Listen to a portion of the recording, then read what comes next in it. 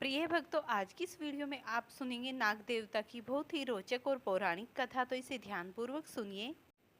प्राचीन समय की बात है। एक सेठ के 7 पुत्र थे। सातों के विवाह हो चुके थे। सबसे छोटे पुत्र की पत्नी श्रेष्ठ, पवित्र की, विदुषी और सुशीला थी, परंतु उसके भाई नहीं था। एक दिन बड़ी बहू के नए घर लीपने को पीली मिट्टी लाने के लिए सभी बहुओं को साथ चलने को कहा, तो सभी धनिया और खुरपी लेकर मिट्टी खोदने लगी। जहाँ वहाँ एक सर्प निकला, उसे बड़ी बहू खुरपी से मारने लगी। यह देखकर छोटी बहू ने उसे रोकते हुए कहा, मत मारो इसे, यह बेचारा निरपराध है। यह सुनकर बड़ी बहू ने उसे नहीं मारा। तब सर्प एक ओर जा बैठा। तब छोटी बहू ने उससे कहा, हम अभी लौट कर आती हैं, तुम यहाँ से जाना मत। यह कहकर वह सबके साथ मिट्टी लेकर घर चली गई और वहाँ कामकाज में फंसकर सर्प से जो वादा किया था उसे भूल गई।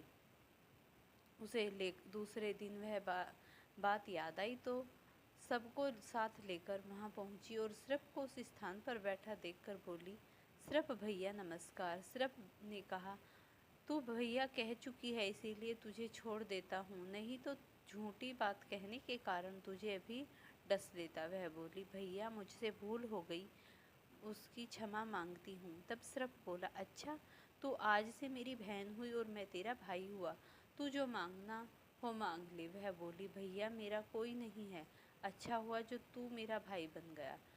कुछ दिन व्यतीत होने पर वह सर्प मनुष्य का रूप रखकर उसके घर आया और बोला कि मेरी बहन को भेज दो। सबने कहा कि इसके तो कोई भाई नहीं है। वह बोला, मैं दूर के रिश्ते से इसका भाई हूँ, बचपन में ही भाई चला गया था। उसके विश्वास दिलाने पर घर के लोगों ने छोटी को उसके साथ भेज दिया। उसने मार्ग में बताया कि मैं वही सर्प हूँ, इसीलिए तू डसना नहीं और जहाँ चलने में कठिनाई हो वहाँ मेरी पूँछ पकड़ लेना। उसने कहा, उसके कहे अनुसार, और इस प्रकार वह उसके साथ घर पहुँच गई। वहाँ के धन ऐश्वर्य को देखकर वह चकित रह गई। एक दिन सर्प की माता ने उससे कहा, मैं एक काम से बाहर जा रही हूँ, तू अपने भाई को ठंडा दूध पिला देना। उसे यह बात ध्यान न रही और उसने उसे गर्म दूध पिला दिया, जिससे उसका मुख बेतरह जल गया। यह देखकर सर्प की माता बहुत क्रोधित हुई, परंतु सर्प के समझाने पर शांत हो गई। तब सर्प ने कहा कि बहन को अब उसके घर भेज देना चाहिए। तब सर्प और उसके पिता ने उसे बहुत सा सोना, चांदी, जवाहरात, वस्त्र, आभूषण आदि देकर उसके घर पहुंचा दिया। इतना ढेर सारा धन देकर बड़ी बहू ने ईर्ष्या से कहा, भाई तो धनवान है, तुझे तो उससे भी धन लाना चाहिए। सर्प ने यह वचन सुना तो वह सब वस्तुएं सोने की लाकर दे दी। यह देखकर बड़ी बहू ने कहा, इतने झाड़ने की झाड़ू भी सोने की होनी चाहिए। तब सर्प ने झाड़ू भी सोने की लाकर दे दी। सर्प ने छोटी बहू को हीरे मणियों का एक अद्भुत हार दिया था। उसकी प्रशंसा उस देश की रानी ने भी सुनी और वह राजा से बोली कि सेठ की छोटी बहू का हार यहाँ आना चाहिए। राजा ने मंत्री को हुक्म दिया कि वह उससे वह हार लेकर शीघ्र उपस्थित हो। मंत्री ने सेठ से कहा कि महारानी जी छोटी बहू का हार पहनेगी, वह उसे लेकर मुझे दे दो। सेठ जी ने डर के कारण छोटी बहू से हार मांग कर दे दिया।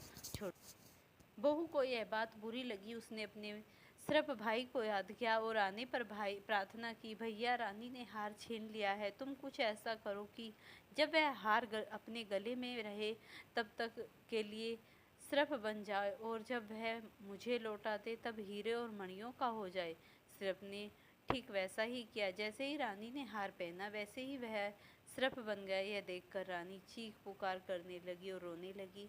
यह देखकर राजा ने सेठ के पास खबर भेजी कि छोटी बहू को तुरंत भेजो। सेठ जी डर गए कि राजा न जाने क्या करेगा। वे स्वयं छोटी बहू को साथ लेकर उपस्थित हुए। राजा ने छोटी बहू से पूछा, तूने क्या जादू किया है, मैं तुझे दंड दूंगा। छोटी बहू बोली, राजन धृष्टा क्षमा कीजिए, यह हार ही ऐसा है कि मेरे गले में हीरो और मणियों का रहता है और दूसरे के गले में सर्प बन जाता है। यह सुनकर राजा ने वह सर्प बना हार उसे देकर कहा, अभी पहनकर दिखाओ। छोटी बहू ने जैसे ही उसे पहना वह हीरे और मणियों का हो गया। यह देखकर राजा को उसकी बात पर विश्वास हो गया और उसने प्रसन्नता से बहुत सी मुद्राएं दी। छोटी वह अपने हार और इन सहित घर लौट आई।